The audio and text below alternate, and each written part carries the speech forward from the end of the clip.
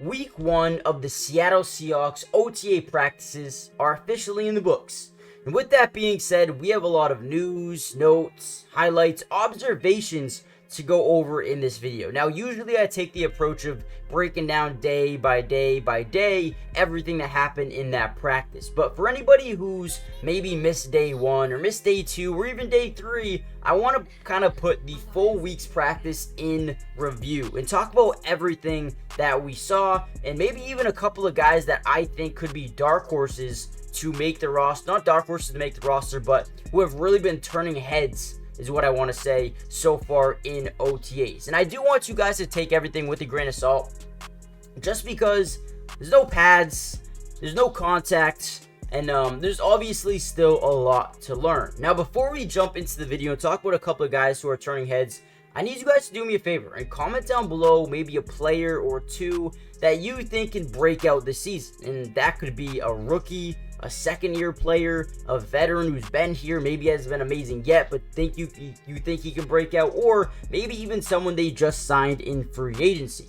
And now, do that for me in the comments. And with that being said, let's jump into the video. Now, one of the biggest players who I think is taking a big leap, especially because there is, a new coaching staff and no position is just going to be given, no starting job is going to be handed to you.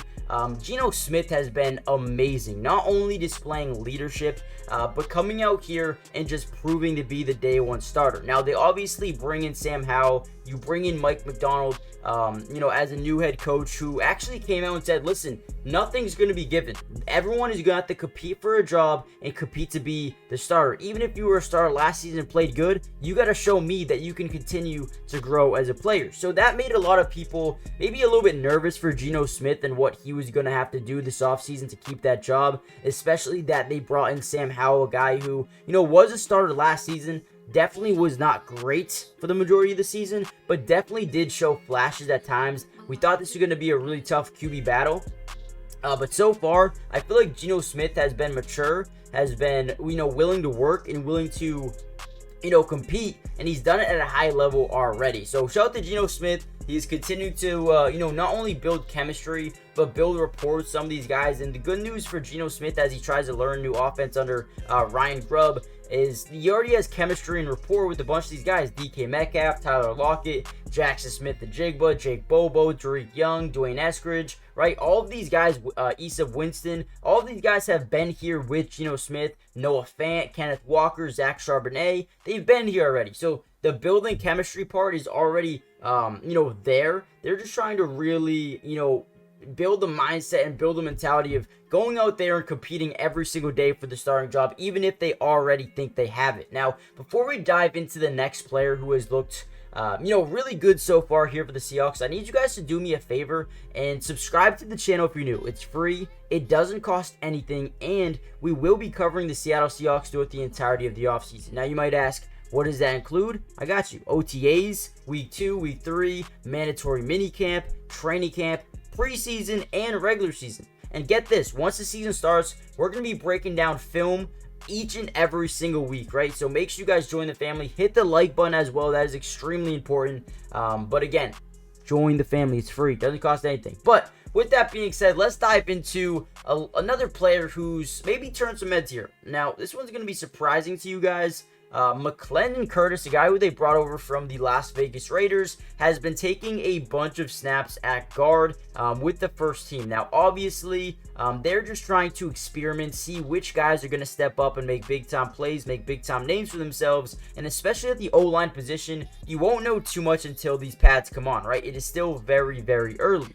But for the most part, McClendon Curtis has displayed a lot of talent, a lot of ability, and they are extremely excited about what he can be. Now, again, I don't think he will be a starting guard for this team when it comes to, the start of the season. But, man, definitely has a chance to make the roster.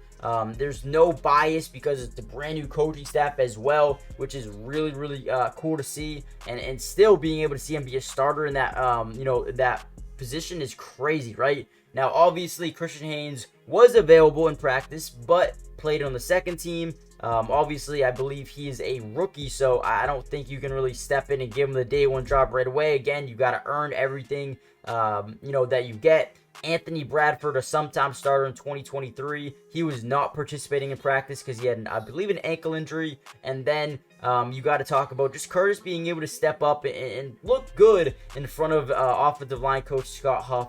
He has potential, and that's something that they are really high on, something they, think is just very, very true going forward, and we'll see how he develops going forward. Now, another guy who's been, maybe even a cut candidate at one point, but is actually looking like he could be the main backup linebacker is John Radigan. Now, this is a guy who's interesting. This is a guy who, to me, is a really good depth piece, right? You have Jerome Baker, you have Terrell Dodson, who are missing some practice, right? Dodson was limited. Baker is still recovering from off-season ankle surgery. So Radigan got a bunch of first-team reps, and he made the most of them, man. He really, really did. He's picking up this new defensive scheme really, really well. And when you talk about a guy like Mike McDonald, man, he wants everyone on his defense to understand what they need to do and play it at a high level. And so far, this dude, John Radigan, has done it really, really well. We're still interested to see Tyrese Knight, who actually has looked good so far. I wouldn't be surprised at all if he starts getting some first-team reps over the next few weeks as a fourth-round pick. So keep an eye out on him. We really, really love, and I guarantee you that Nehemiah Pritchett and DJ James, two guys coming over from Auburn, who, quite frankly, I thought went highly later than I thought they were going to go. I thought these guys could be third, fourth round picks, right? But I only say that because Auburn is coming off a bad season. Coming into the season, these two guys, these two DBs, were looked at as potentially first round picks. Auburn had a really bad year in terms of just offensive rhythm, which forced the defense to be on the field a lot more than they should have, which would tire out the DBs and whatnot. So as long as if Auburn had a better offense, I guarantee you Nehemiah Pritchett and DJ James, just from their overall standpoint of being good players and their talent, is something that I think would have made them early picks, third, maybe second round picks in this year's draft. If Auburn had a better year, they didn't. They struggled. And I think Mike McDonald knows exactly what he's doing. I think these DBs are going to be able to help a lot. Maybe not this season, but in the future as well. They also have Derek Hall, another Auburn player, all playing with each other once again. But when you look at this team overall, man, oh my dude, they are deep. Not only Leonard Williams, Jerron Reed, Draymond Jones, and Boye Mafe, and Uchenna Nwosu as your kind of pass rushers, but you also bring in a Byron Murphy. You have a Jonathan Hankins, right? You have a Darrell Taylor and a Mike Morris, right? This team is extremely deep, especially in that front four. And then you look at the interior of the linebacker core, that second level with Terrell Dodson coming over from Buffalo, Jerome Baker coming over from Miami. Then you draft Tyrese Knight in the fourth round, have John Radigan. Love it there. And then probably the deadliest position of them all, the DB room, right? Not only do you have Tariq Woolen and Devon Witherspoon, but you also have Michael Jackson, Julian Love, Rayshawn Jenkins, you bring over from Jacksonville, Kevon Wallace, Trey Brown, Kobe Bryant, Nehemiah Pritchett, DJ James, Artie Burns. God, this team is deep. They're hungry. They want to win football games, and this could be the year to do it. If Geno Smith continues to improve as a player, hey, look out, man. This team is going to win a lot of games. We talked about the three guys who have been turning heads so far: Geno, McClendon Curtis, and also John Radigan. But there's also other guys standing out as well. Tyrese Knight, Byron Murphy looks like a beast of a human. We'll see him get more acclimated as time goes on. But man, what a start for the Seahawks. What a good offseason. Hit that like button, subscribe if you're new, join the family, and I'll see you guys in the next Seahawks update. Peace.